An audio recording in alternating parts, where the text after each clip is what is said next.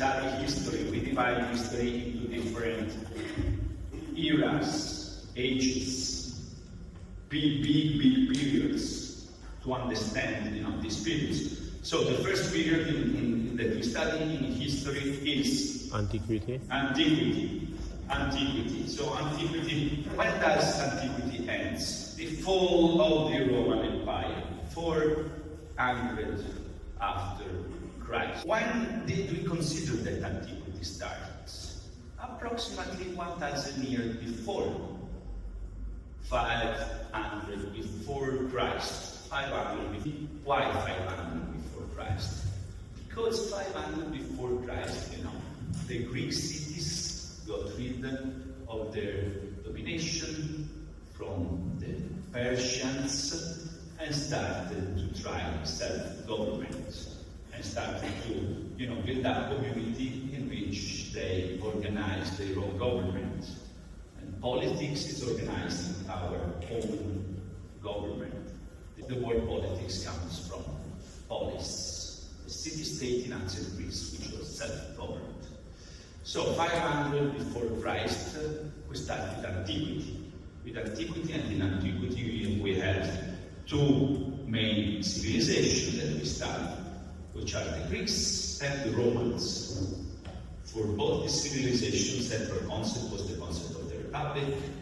Then ancient Greece invented the concept of citizenship, which was very close to that of public virtue, We went through this antiquity, we had the Roman Empire, and then the barbarians came down from Germany, destroyed the Roman Empire, and with the end of the Roman Empire was the end of antiquity.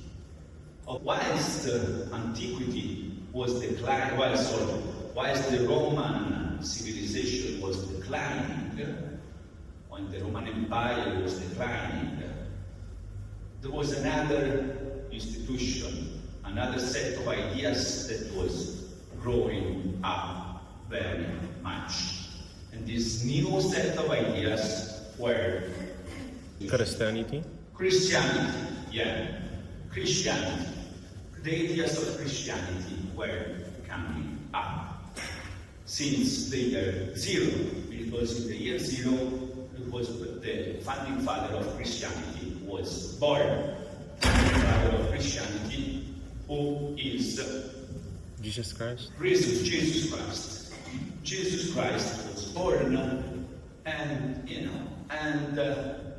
he said very important new political things. Because Jesus Christ was the first one who said our civilization, the Christian civilization, our citizenship, the Christendom, is open to anybody. It's the first form of universal citizenship. Anyone can enter the citizenship, even those who were always excluded from citizenship. The slaves, women, even kids, Jesus Christ was Jewish. You know that the Jewish is a close citizenship. You cannot become a Jewish if your mother is not Jewish. You only become Jewish by blood. He invented a new form of citizenship which was open to anyone. And so all the private part of the population, all the huge population of slaves found a new hope in the ideas of Christianity. So whilst the Roman Empire was declining, because their political institutions, the political institutions that they brought up for the Republic, had been destroyed, these new ideas were coming up. So that was the idea of Jesus Christ, and then he had his disciples, and then after a while, one of his disciples, St. Paul, started to build a new political institution, which is the Roman Catholic Church. So he said, we Christians, we are growing, and we need, to be organized. We need a kind of government. So he said, okay, we have hierarchies on several levels, and we have bishops who are the local leaders, and the bishop of the most important city in the world is the leader of the Roman Catholic Church, which is the Bishop of Rome, which we will call the Pope. We have to see that this institution that St. Paul invented is still alive nowadays, so it's 2,000 years old. One of the oldest, probably the oldest political institution in Western civilization. So when it gets, this institution was growing up, and the Roman Empire was decaying. We saw Christianity that they suffered a long persecution. At the beginning, it was a fight between the Roman Empire and the new followers of Christianity. They fought. They were not allowed to practice this religion. They were killed. They had to do it secretly. They had to hide them from the political power because they were persecuted by the Roman Empire. It was not allowed to be Christian. Then they go up. They said, we're ready to die because we know that we have a future in heaven. We have a future in heaven, and so it remains. Then after 3,000 years after the birth of Jesus Christ, Christianity was legalized in the Roman Empire, but the Roman Empire was weakening, was crumbling, so they had to compromise with this new institution which was growing, the Roman Catholic Church, and eventually, in 3078 after Christ, the Emperor made the Church, the Roman Catholic Church, the official church, and Christianity, the official religion of the Roman Empire. So we know that this institution was growing, and the Roman Empire was decaying. Why? Because this was the Bible was the Roman Empire. We not consider East Roman Empire, West Roman Empire. So the Bible was the Roman Empire, and then from the green part you have the barbarians. We call them barbarians. They were, the population who were the warrior nomadic population living in Northern Europe, living in Western Russia, let's say, Eastern Europe, Western Russia. They were nomadic warrior population, So they had no structure, organized structure like the Romans. If they had no written things, they didn't have those. They were based on warrior violence, was warrior populations. So they invaded, they attacked Rome in 476. They sacked Rome, attacked Rome, and killed the last Roman emperor. With the fall of the Roman Empire is the symbolic moment of beginning of this age that we nowadays call Middle Ages. We call Middle Ages because it's in between two big civilizations, what we consider two big civilizations. And let's say, what is Middle Ages about? This Middle Ages is about Christianity taking force, taking power, becoming the most important political ideology, and the Roman Catholic Church becoming the most important political power in the region. When we say Middle Ages, we refer to 1,000 years in which there was not much intellectual development in terms of political ideas. Why? Because all thought relied on the traditional approach, which is we comply with the Christian ideas. We comply with the ideas of the Roman Catholic Church. We comply the traditional religious thought. So we know that in the Middle Ages, this was the main characteristic, The Roman Catholic Church was the only big centralized and organized authority across the medieval Europe. The only literal member of society were the clergy. The only way, to preserve the ideas of antiquity was that the monks, which were the only ones who knew how to write and how to read, they had to copy the books. And to preserve these books were in the monastery, in the church. So all the cultural transmission is made by the clergy, by the church. This is why one of the unimportant things in switching from the Middle Ages to modernity was the invention of printing. But before that, only the clergy, they copy the books and they keep it in the monastery. All these sources were more or less based on religion. Also, politics was totally subordinate to religion. The cities were shrinking, and most of life happened in rural areas.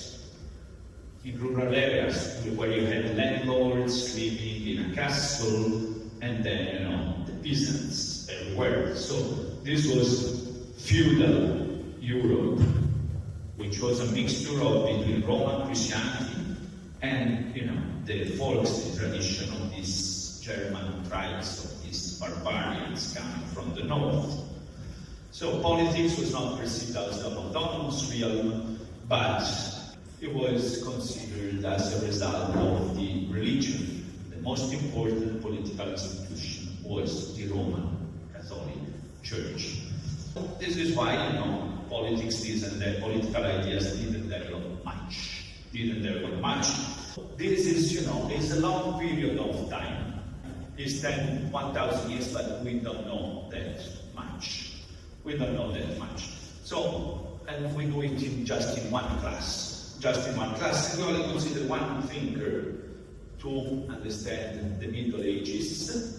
Only one thinker, Saint Augustine, because this was a very important political philosopher who gives us an idea of, the ideology of the Middle Ages, which is an ideology founded on the division between this earth, the material world, and the spiritual world, which he called the city of God. This book was the book, The City of God. In this book, The City of God, he was thinking about the ancient book. The two books, we know that we have two books which is called the Republic. One was written by Plato, and the other one was written by Cicero. Both books are idealist books, normative books, say the perfect city, the perfect republic should be this way. This is about the perfect city, but it says the perfect city cannot exist in this world. The perfect city is only the city of God. The perfect city is only the heaven, is only the city that will be built by God after the universal judgment. Why? Because this world is corrupted by sin. This is the Christian doctrine. The Christian doctrine is that we, as human beings, we have an original sin. And we live in sin. It's difficult to give up with sin. And God sent us His Son, Jesus Christ, in order to help us to get rid with sin. But we cannot actually get rid of sin. So this world is not a world in which things can work well. He says, we need the political authority because otherwise there will be violence, there will be only disorder. So we have to comply, we have to obey to the political authority, but we cannot, want that the political authority is perfect, works well, because this world is corrupt. So we have just to inhabit this world, waiting for the city of God. What we understand through St. Augustine is that in the Middle Ages they were not very much interested in building political ideas, in building political institutions for this world, because this world was considered corrupted by sin.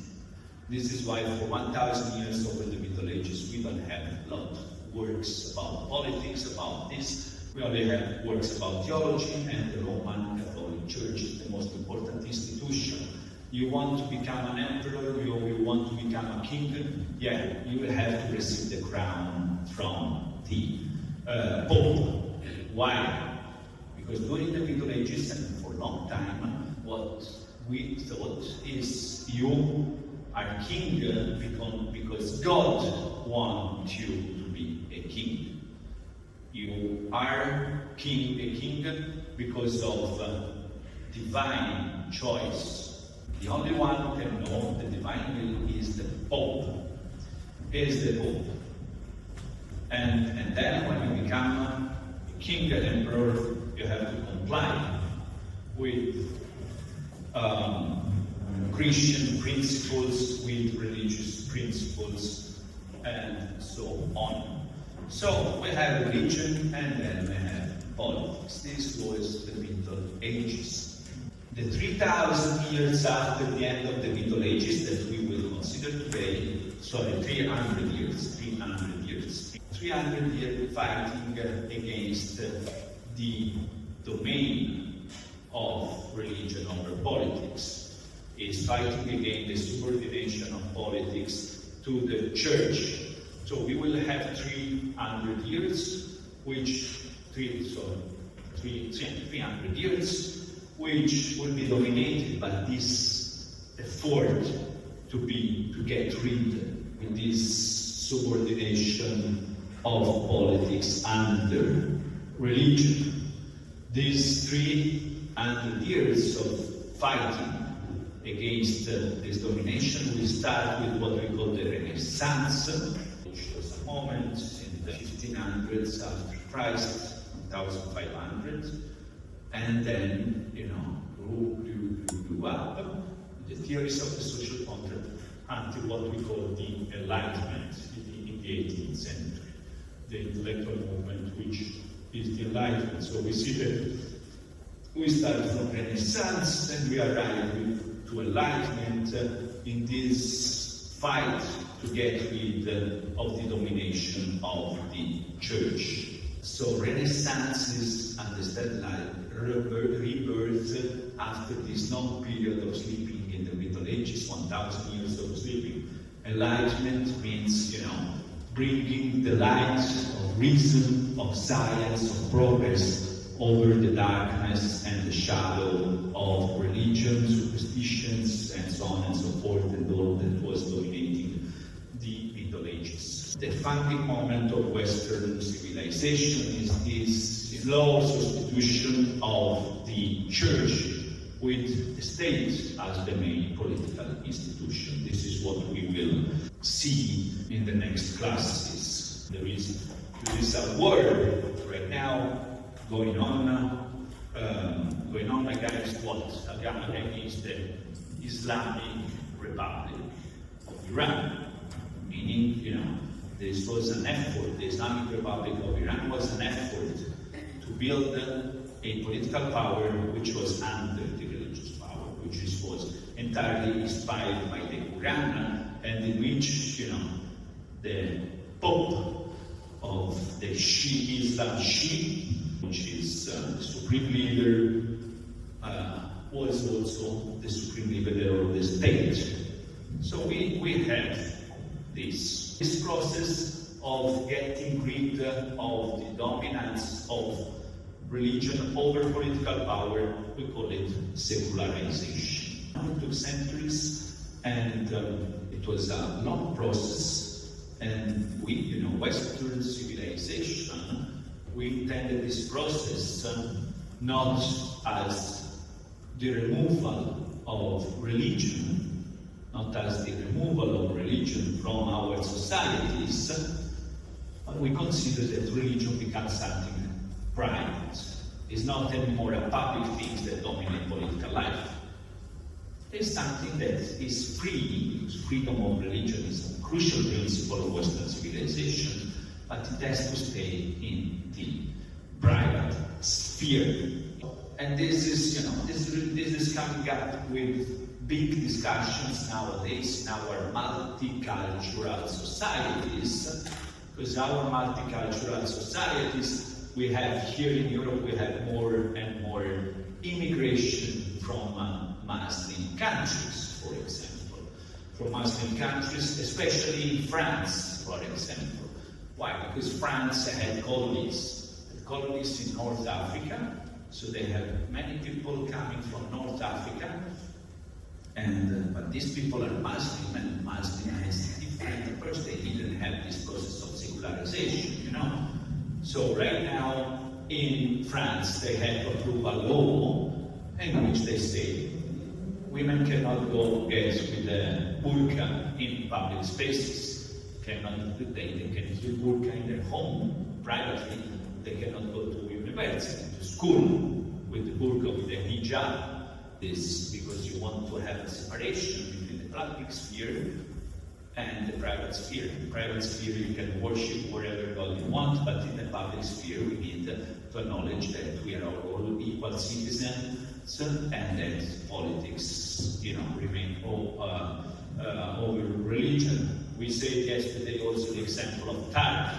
Turkey, Muslim country with a Muslim tradition, but the founding father of modern Turkey, Atatürk, had to fight against the Muslim clergy in order to establish Turkey as a modern republic. So also in Turkey they had this, it was not allowed to go in the university with the hijab. I don't know, not anymore. Yeah. So this is a very important debate, in multicultural societies like in France. Because in France they had this huge debate in which they say, we want the state to be progressive, to be free from this kind of religious domination. So in order to get the progress, we will not allow them to do this. And so this was one position, but other people, they will say, but here you're reproducing the colonial domination, because if a Muslim woman wants to, hear hijab, she should be free and the state cannot impose a problem. So it's a big discussion. But so this process is called secularization, and this is especially bringing up the relationship between the Christian world and the Western society and the Muslim world. 1 billion people, which is resisting the process of secularization. So the war which is going on right now has a lot to say about this, but also, when we had, for example, all the recent wars were a lot to say about this, because we have lived 22 years in which most of the wars we had in the world were related to this, because why? Because 11 September 2001, what happened? Attack to the Twin Towers. Twin Towers in New York, So, let's say that some Muslim, some parts of the Muslim world was saying that the Western was trying to dominate the Muslim world and was imposing a process of secularization, which they understood as a kind of war against them, a kind of war within the Quran. You have this idea of the jihad, that you have to fight to defend the primacy of your religion, and so they attacked the United States of America through a proper act of war. Because, two fights, they destroyed two big buildings in New York, and as a result, the United States of America attacked Afghanistan, which was governed by a proper Islamic regime, the Taliban, and attacked Iraq in order to overthrow Saddam Hussein. So it was this kind of war. Then after more than 20 years, we see the Taliban got in power again, and we have now this war against the Islamic Republic. So Western civilization, what does it say, Western civilization? We want secularization. Secularization doesn't mean that we forbid religion. It means that we push religion in the private sphere. In the private sphere. If you see United States of America nowadays, religion is very important. You have this Protestant movement, the evangelists who are very active, very active in promoting Donald Trump electoral campaign, but still is very secularized country. We have also another state, which is a religious state, but is still totally secularized, which is a contradiction. Which one?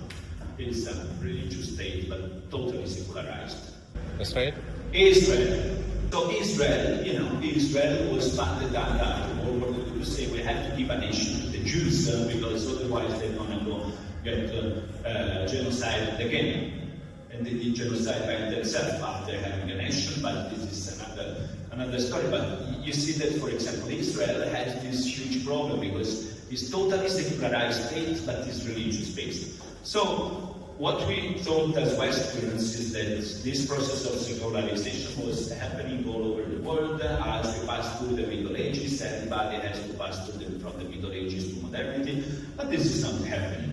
Let's see how do we get out from the Middle Ages. So Middle Ages very short, you remember, it's 1,000 years, St. Augustine, main political thinker, and the Christian ideas, the most important ideas, the Roman Catholic Church, the most important political institution. How do we get out from the Middle Ages in this course? This is a course of history of political thought, so we use a political thinker. Niccolo Machiavelli, 16th century Italian diplomat, political thinker, arch baddie. His name conjures up everything that's sly about human behavior.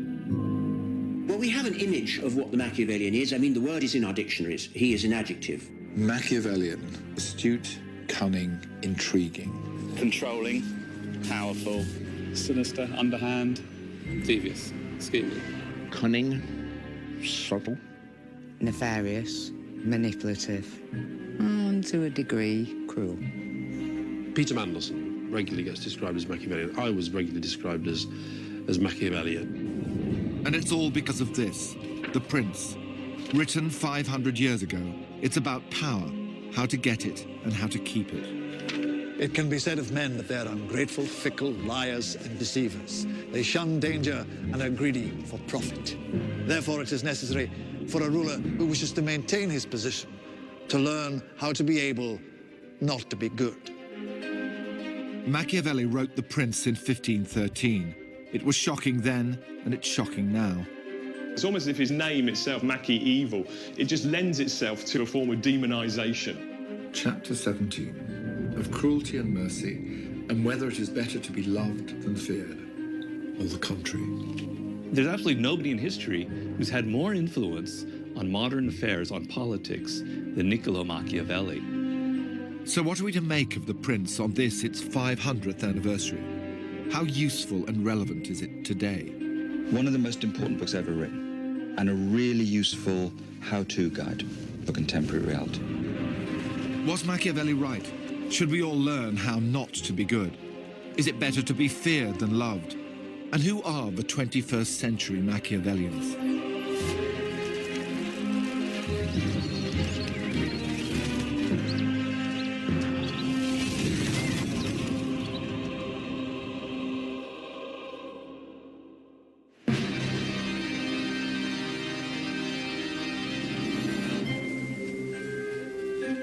Actually, we're not in Florence. We're 10 miles south of Florence in San Casciano. This was Machiavelli's country house in the 1500s, and I'm here for a guided tour. Questo è lo studio dove Machiavelli ha scritto Il Principe. Where he wrote The Prince. Sì, yeah. Exactly. And what is this? And that is his coat of arms, his family's coat of arms, the cross and the nails. The cross and the nails? Mm-hmm. Machiavelli. It is dated back to his name, Mali Clavelli, so related with the cross and the nails of Christ.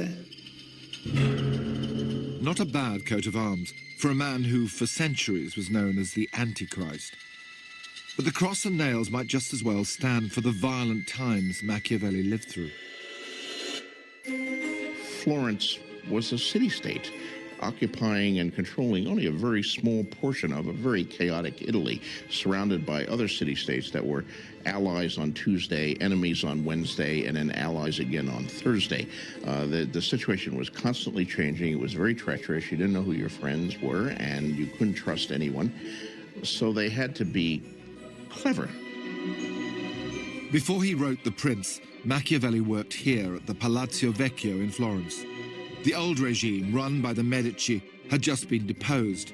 A new regime was in charge, and Machiavelli served them as a high-flying diplomat. Machiavelli found himself at the centre of all the diplomatic and political negotiations within that period, and it was his ability as a political analyst that enabled him to advance.